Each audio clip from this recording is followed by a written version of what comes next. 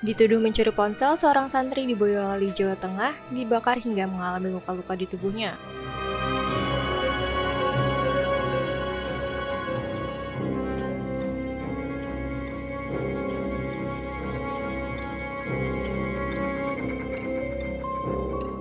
Korban yang masih di bawah umur mengalami luka bakar yang sangat serius akibat kejadian ini.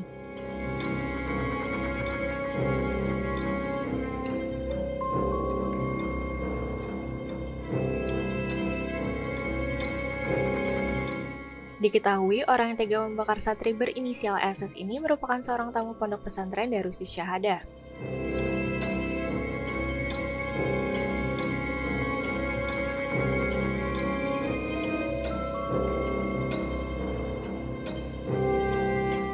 Peristiwa penganiayaan terjadi di kamar tamu Ponpes pada Senin 16 Desember malam sekitar pukul 9 malam.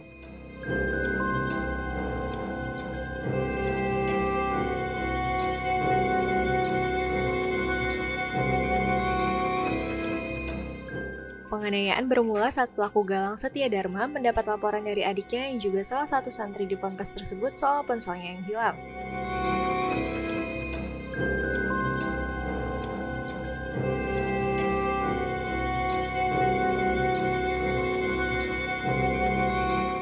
Adiknya menuduh korban mengambil ponselnya membuat pelaku datang ke Ponpes untuk minta penjelasan.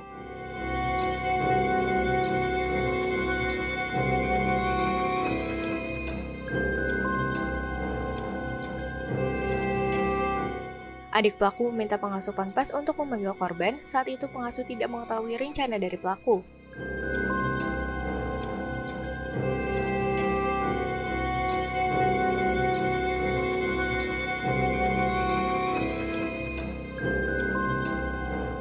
Sehingga saat kejadian, di kamar tamu hanya ada pelaku dan korban.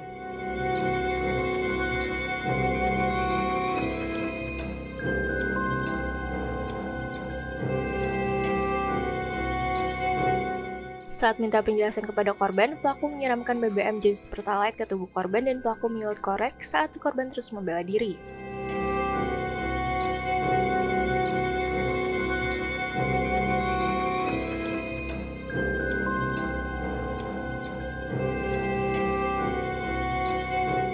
Atas kejadian tersebut, korban mengalami luka bakar sebesar 33% di area leher, wajah, dan kaki sehingga harus jalani perawatan di RSUD Simo, Boyolali.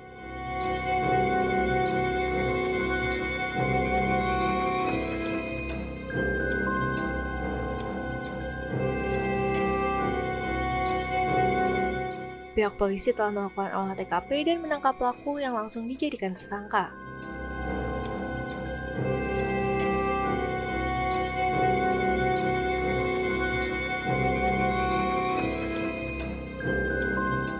Polisi juga mengamankan dan menyita barang bukti berupa karpet bekas terbakar, botol bekas minuman yang dipakai pelaku untuk menyiram BBM, korek api, dan pakaian korban.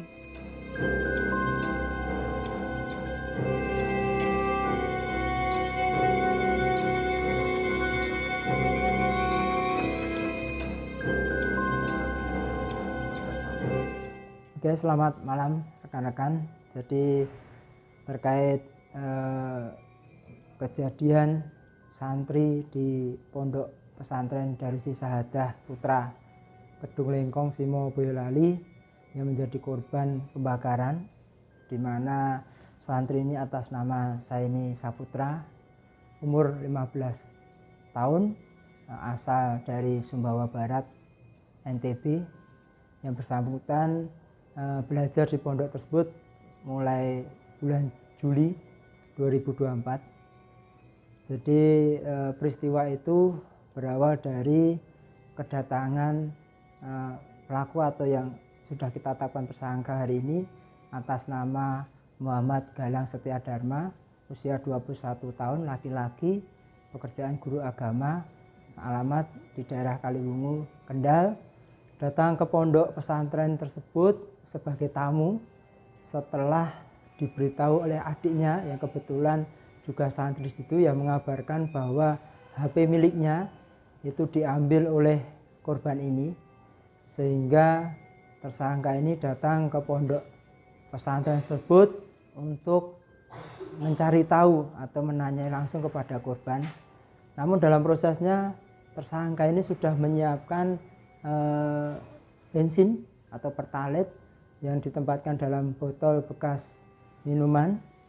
Jadi setelah sampai di pondok itu Senin tanggal 16 Desember sekira pukul 21.00 WIB, itu tersangka ini meminta adiknya untuk menghadirkan korban ini, yang waktu itu adiknya minta bantuan dari pengasuh, dan pengasuh ini menghadirkan korban untuk bertemu dengan tersangka. Namun di sini pengasuh tidak tahu maksud tujuan dari tersangka ini, sehingga di dalam kamar tamu itu hanya ada korban dan tersangka.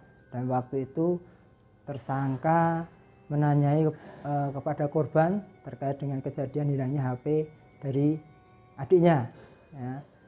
Pada saat menanya tersebut, tersangka ini menyiramkan bahan bakar bensin atau pertalite itu ke tubuh korban dan menanyakan berkali-kali, memang korban itu tidak mengambil, sehingga tersangka ini menyulut korek.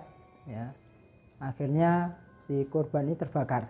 Jadi korban di sini mengalami luka bakar 38% pada bagian leher, wajah maupun kedua kaki, dan korban kami upayakan untuk mendapat perawatan secara intensif di RSUD Simo. Ya, tadi siang sudah dilaksanakan operasi pembersihan luka.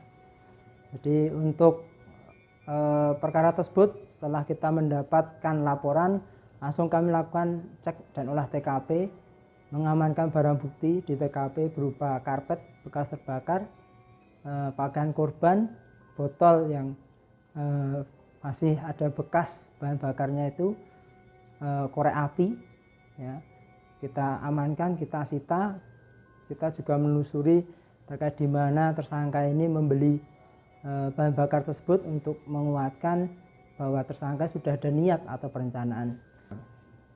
Untuk barang bukti yang diamankan? Barang bukti yang sudah kita amankan adalah pakaian korban, karpet, korek api, botol bekas tempat bahan bakar bensin atau pertalite itu.